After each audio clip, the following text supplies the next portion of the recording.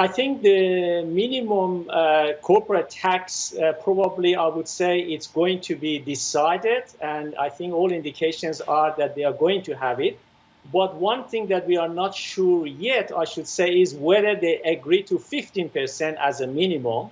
But definitely there is going to be a minimum corporate tax around the world. And this agreement, we anticipate to be there by the end of this weekend. Right. I believe we will have Singapore also participate at the G20 as a visiting member. Do you think that they will be able to get all members on board at 15%? As you highlighted, that the tax could be higher. What are we talking about here? That's exactly the very issue that some of the countries are really struggling. For instance, you talk about Singapore's corporate tax or general tax. You will have got the same challenge in Ireland, 12.5% only, less than 15%, for instance.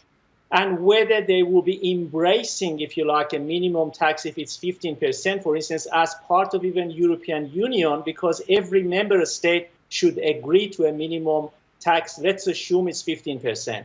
And similarly, other countries in Europe, and such as Estonia and Hungary. So there are some challenges as to whether we get the agreement of, if you like, all nations, and also in a timely way.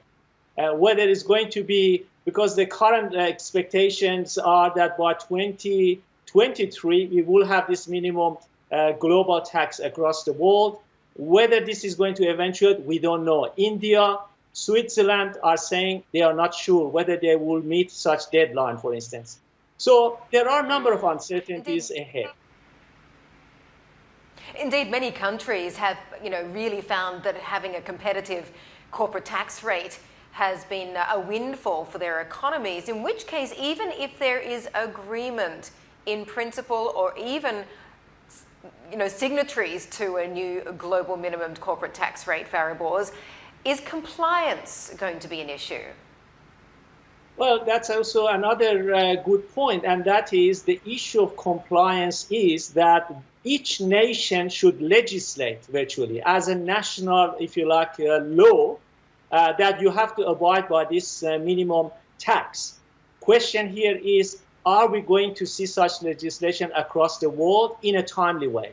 Second one is the issue of compliance is absolutely. Are there going to be backdoor negotiations with companies which would like to be in certain countries, but they will get different, if you like, incentives to come and locate in certain countries as opposed to other countries? So it's going to be very difficult to administer, if you like, in isolation from other incentives that the host countries may provide to some of these large multinational companies.